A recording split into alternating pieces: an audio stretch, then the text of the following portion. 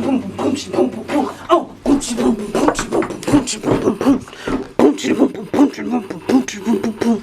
Boom boom boom boom boom boom boom. Let's talk about it. What are we gonna talk about? We got a couple topics today for you guys. First of all, we want to welcome you to our show. We want to say thank you for even watching, if you are. So, A lot of stuff happened this week. breaking news. Pluto is now a planet. Doesn't that blow your mind? I mean, no, because I already it, knew Pluto was a but planet. it was a planet, and then it wasn't a planet, and then they taking it It back. should blow the mind of young kids who were deceived into They don't believing even that know it wasn't a planet. what Pluto is. I knew it was a They don't planet. even know who Missy Elliott is. You think they know who Pluto is? Anyway. But did you see the picture though? It looked like R2D2 or something. It looked like a speaker What's box. that? Moving along, the Bill Cosby thing. We are children of the 90s. There's not one person, well, I'm going to refrain from saying that. Everybody should know who Bill Cosby is, for the most part. Whether or not you watch the show. Which, I didn't really watch it. I did. I'm black. Which actually kind of works because a lot of people who watch the show and are big fans of the show are having a really hard time coming to terms with the fact that he's pretty much guilty of raping over 40 women. That kind of hurts my heart, considering, I mean, you kind of, when you watch these type of shows, you try to, you relate or you find relations. Like, I know Theo was like my boyfriend when I was growing up. So and then especially because I wanted my family to be the Huxtables. You know what I mean? When you grow up in a family, like I grew up in a family, single mother raised me, my godmom. And so you fantasize, you use these shows as an escape. You use these shows to think like, oh, I wish my family was like that. Or you place yourself in these families. So Dr. Huxtable was like my father, you know what I mean? So, and then when these accusations came out, which apparently has been happening since like late 70s, 80s or whatever, you want to think the best of your quote-unquote heroes. Not that he was really my hero, but he was like my TV father. So you want to think the best of these people. So when you hear these accusations, first couple people, you probably like, you just want some dollars. 25 people, you like... Exactly. How could you think that all of these people are making it up? Yeah. I mean, and these were some high-profile people themselves whose careers could have been, you know... I mean, they don't have anything to benefit from, first of all, making it up. Exactly. But he has everything to lose from...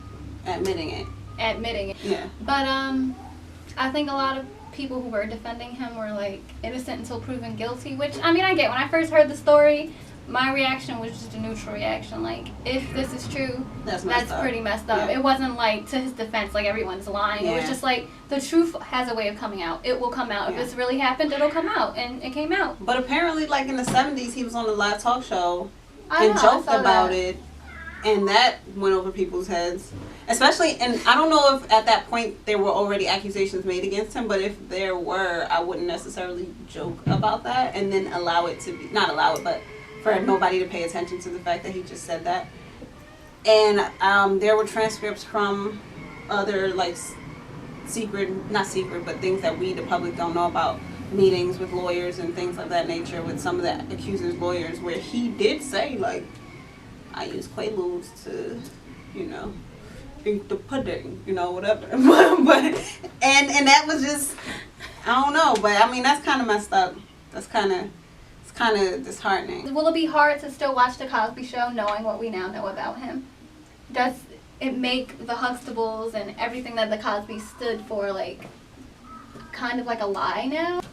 I mean, it's a class. You can't remove something from being a classic. If it's a classic, it's a classic. You could be like, you know what? If had it still been airing, be like, I'm not going to support that no more. I'm not going to watch it anymore. But it's a classic. I mean, it's already in history. You can't remove something from history. You know what I want to talk about? What? Russell Wilson and Ciara. They have said that they're going to be abstinent, which is very honorable. What do you think about that? I think she's being smart. She don't want to make the same mistake again. You don't want to jump into a relationship, have a baby by somebody, and find out that they cheating on you. People were criticizing Russell Wilson for even speaking on their sex life publicly. When I mean, there is no sex life, so was he really speaking on their sex life? I think he's just trying to. It's a choice that I think a lot of people don't make today, and it's one of those things that I think people should talk about. Like, would you do that? Would you be, or are you currently doing that? How is that experience like? I know so many people, it's just like almost expected.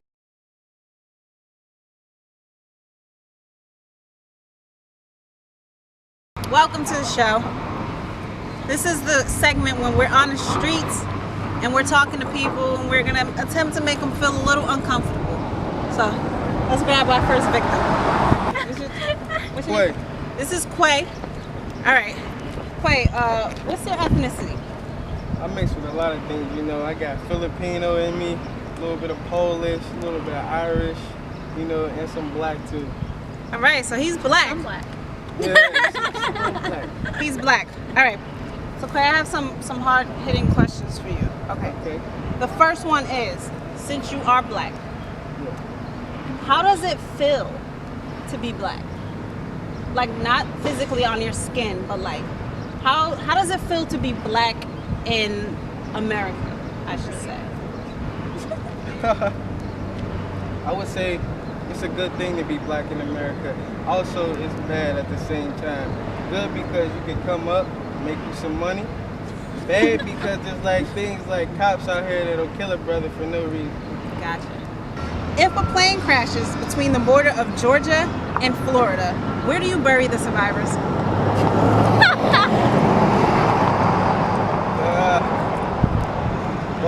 Both places, Georgia and Florida. So he splits the body in half. He buries the top half in Georgia and the bottom half in Florida. Hi. Okay, so what's your name? Diane Morrow. Diane. Chris Flannery. And Chris. I'm Diamond. Okay, so our first trivia question is going to be, what's heavier, a pound of cotton or a pound of bricks? Still a pound. You guys are good. Pound. Nice to meet you, Desiree. I have a couple questions for you. You ready? Yeah. How do you like being white in America? It's fine. I mean, it's great. Is it weird to talk about? I mean, if you're not familiar with people, then it can probably get uncomfortable. But if you know somebody, it's not really uncomfortable. Kylie Jenner posted a picture on Instagram of herself in cornrows with the caption, "I woke up like this." No, you didn't. No, you didn't. Yeah. And Amandla Stenberg from Hunger Games, she played Rue in the Hunger Games. She commented. That little girl's a genius, first She's of all. very smart for her age. She's 16. Her comment underneath it was, when you appropriate black features and culture, but fail to use your position of power to help black Americans by directing attention towards your wigs instead of police brutality or racism, hashtag white girls do it better.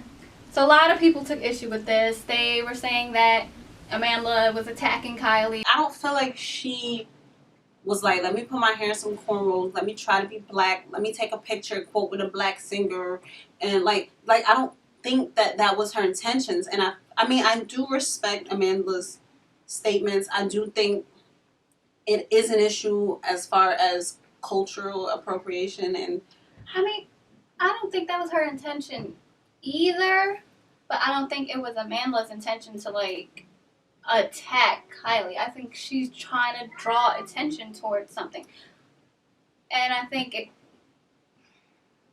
people are trying to frame it like an attack, but really the main issue is cultural appropriation, which is something I've been hearing a lot about lately. That's probably not just from Amandla, because she did post a very eloquent video called "Don't Cash Crop My Cornrows" on the subject. So she's already like spoken out on the subject. She's not just picking on her. She called out a lot of people in the video. She called out Katy Perry. Katy Perry, Taylor Swift, Iggy Azalea. Like, she called out a lot of people. Okay, But I'm sorry. I feel like if you just rock cornrows, then you just rocking cornrows. But like with the picture, like when she spoke about Katy Perry, it was at least for what I saw, a screenshot from one of Katy Perry's videos where she had cornrows with different colored weaves in there and like a gold tooth and long nails. Like, that seemed to be making more of a mockery of the culture than Kylie Jenner just wearing cornrows to me. Like, if that makes sense. Like, I know... Well, like, cultural appropriation, I had to look it up, I do admit.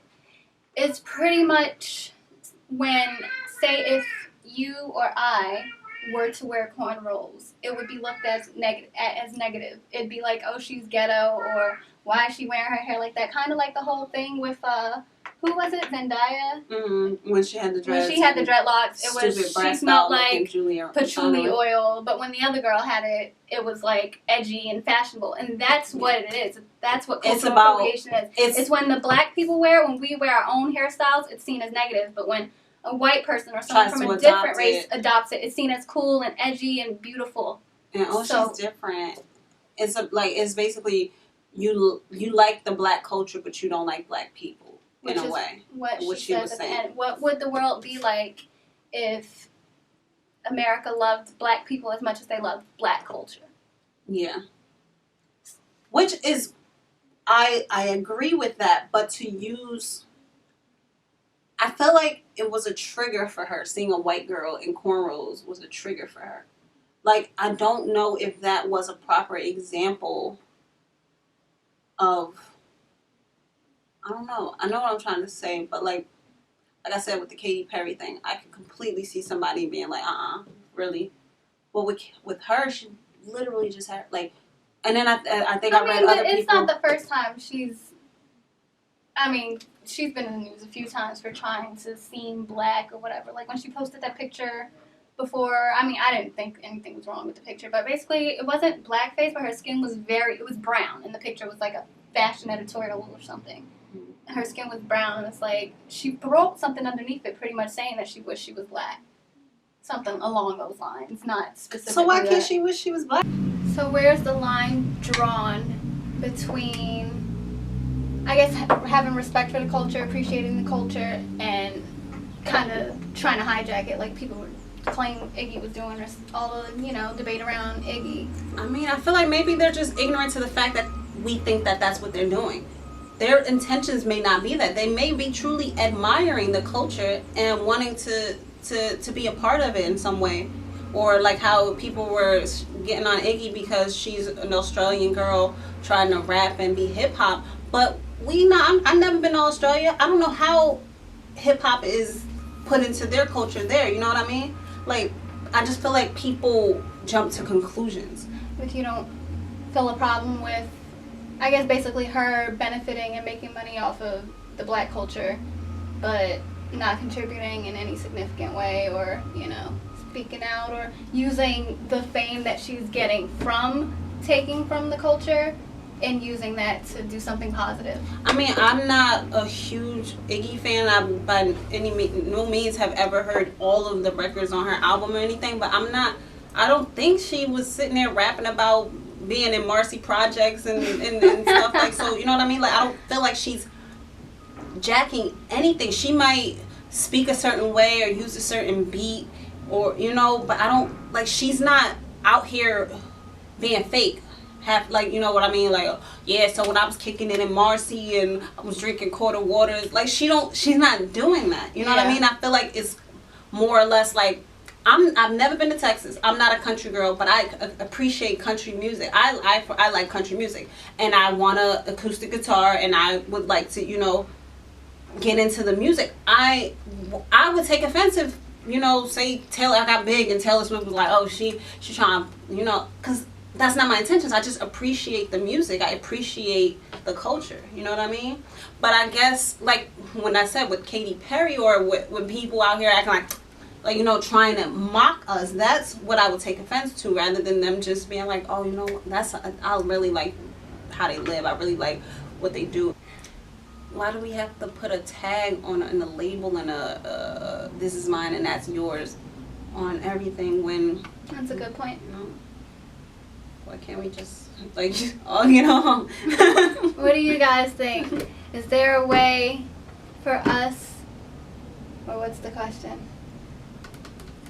Why do we separate? We separate ourselves. Why do we, because we'll all fight for, with peace on earth. That's what every Miss America says. But we can't get that because we separate ourselves. What do you guys think? What are we really fighting over?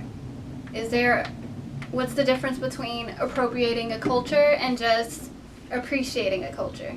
Do you think there's a difference? What might that difference be?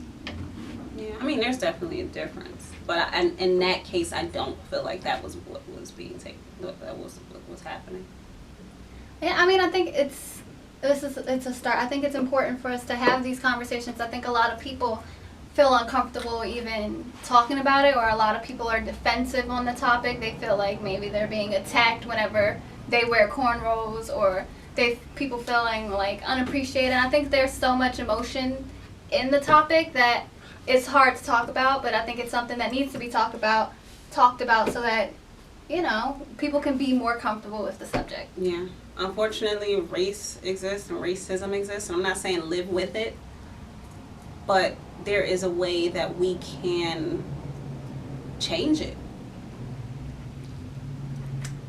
Hey guys, how are you? What's your name? Jesse. Jesse. Tyler. Tyler. All right, I got some hard questions for you guys. All right. Hi, Mom. All right. What's heavier, a pound of cotton or a pound of bricks? That's so simple. You can answer too. Look, he's looking at you like, you got this one. You got this one. You want to pass? Bricks. Cotton. For $5. I don't have it on me. I'll write you an IOU. What's heavier, a pound of cotton or a pound of bricks? They're equal. He's too smart. So your mom has 4 kids. The names are North, South, and East. What's the name of the last kid? Do you want to know the real answer? If your mom has 4 kids. All right, so now this is like a little more on the serious side. Does talking about race like make you feel uncomfortable? Yes. You as well? Sure. Depends. Yeah. Depends. Like any form of race, like just to bring it up. Well, not racism, yes. But Yes. Yeah. Racism and race is very different things. Yeah. That's, Yeah. So my next question was going to be, what is something that makes you uncomfortable or afraid? Something that makes me uncomfortable or afraid was my mother. Okay. I can relate to that one. well, losing my father and racism too. And racism. Just Okay. discriminating on each other. Gotcha. So talking about being uncomfortable, we had a very fun activity outside where we spoke to a lot of people about what makes them feel uncomfortable. Yeah. I know for one, the whole activity made me feel uncomfortable. And Oh my gosh, she was over Really? there like, you ask him. You not ask him. comfortable speaking to strangers, but I think it's important to get out of your comfort zone because that's really where you learn and you grow. Yeah, so we went out on the streets for our word on the streets, and like other shows that you've probably seen where they ask trivia questions where it may seem like our intentions are to make people sound or look dumb. It's not at all. It's just a fun way to lead up to a more serious situation. Why is it uncomfortable to talk about race? Because people confuse race with racism. The mere mention of race does not make you a racist. And to refer to yourself as white and refer to another person as black, we also got that like, I don't want to touch on that, or it's not, to be referred to that way is not, I don't think it's offensive. And we've throughout history have been separated by our races.